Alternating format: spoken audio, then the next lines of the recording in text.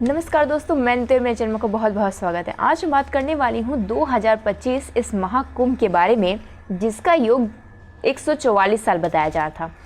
आपको ये बताते हुए मुझे अफसोस हो रहा है कि ये जो 144 वाला योग है ये 2012 में भी बना था, उससे पहले भी बना था। जी हाँ, ये योग हर साल बनता है।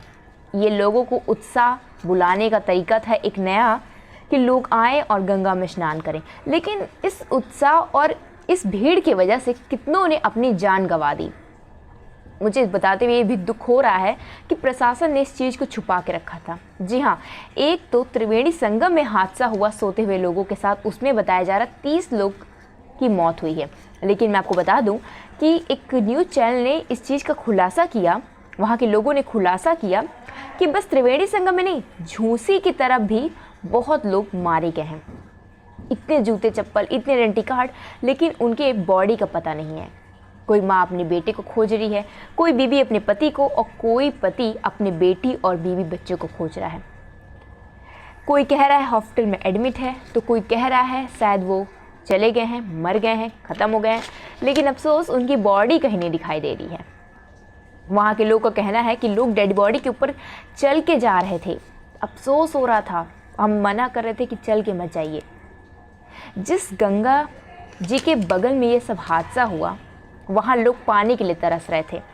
वहाँ के लोगों को कहना था कि लोग पानी के लिए भीख मांग रहे थे, और जब हम छिड़क रहे थे, क्योंकि नामुमकिन था वहाँ जाना, और लोगों के हाथ में जो पानी पड़ रहा था, पानी की बूंदें, वो अपने जीभ से चाट रहे थे। कितना दर्दनाक मौत होगा, कितना दर्दनाक ये दृश्य था, जिसे इंसान देख नहीं सकता, सुन नहीं सकता। एक व्यक्ति तो बड़े आराम से बता रहा था कि मैं अपनी बीवी और अपनी बेटी को खोज रहा हूँ। लेकिन यहाँ के लोगों को क्या फ़र्क पड़ता है? यहाँ के लोग कॉपरेट ही नहीं करना चाहते हैं। उनकी बॉडी तक नहीं मुझे मिल रही है। मैं बहुत दूर से आया था। एक औरत अपने जेठ के साथ आई थी, परिवार के साथ बिछड़ गई। उसके जेठ की लाश वो ले करके बैठी है, लोगों से गुहार कर रही है कि मुझे कृपया करके ग्वालियर ले जाओ, मेरे जेठ ख़त्म हो गए, भैया प्लीज़ मुझे ले जाओ। सोचिए कितनी तकलीफ दे ये दृश्य है। उसके बावजूद किसी को कोई फ़र्क नहीं पड़ता। लोग फिर भी आ रहे हैं, भीड़ बढ़ा रहे हैं, और हादसे हो चुके हैं। अब संभावना ये भी है, लोगों की वजह से बड़े बड़े जो जूड़े खाड़ के लोग थे, बड़े बड़े संत थे, वो भी नहीं नहा पाए।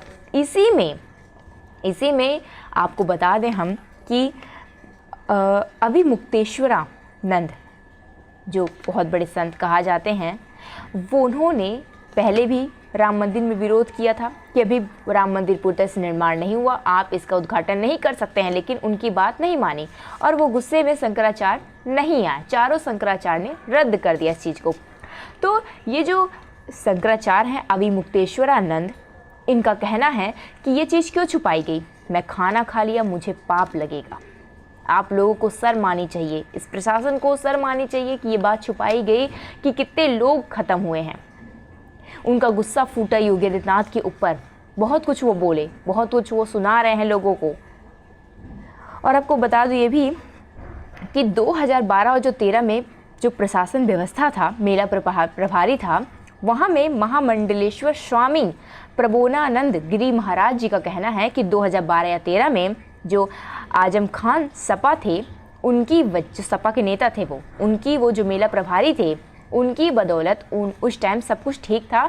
और जब उनसे कोई गलती हुई तो उन्होंने अपनी टोपी उतार के जितने संत थे उन सब से हाथ जोड़ के माफ़ी मांगा। अब तो देखा जाए 2025 में मेला प्रभारी कौन है ये भी नहीं पता है।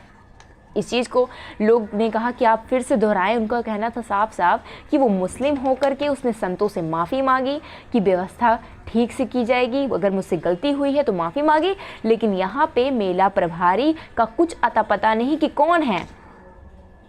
लोग के भी है कि अगर इसमें सेना होती तो शायद ये सब ना होता। पुलिस वाले आधे घंटे के लिए गायब हो गए। लोगों का कहना कि सिर्फ आधे घंटे के लिए नहीं, 3 घंटे के लिए। न 3 घंटे कोई रिपोर्टर आया, न 3 घंटे कोई पुलिस वाला आया। देखने के लिए लोग कहाँ हैं। उसी में एक जाबाज पुलिस अंदर घुसा, भीड़ में बचाने की कोशिश की, उसने भी अपनी जान गंवा दी उस भीड़ में। कुछ लोग जिनके परिवार नहीं ख़त्म हुए हैं, उनका कहना है कि 3-4 लोग आए लड़के, और वो हल्ला मचाए कि भीड़ लग गई, ऐसा वैसा, और उस वजह से ये भड़कम हुआ है। शर्म आनी चाहिए कि इतनी गलती होने के बावजूद आप दूसरे के ऊपर इल्ज़ाम लगा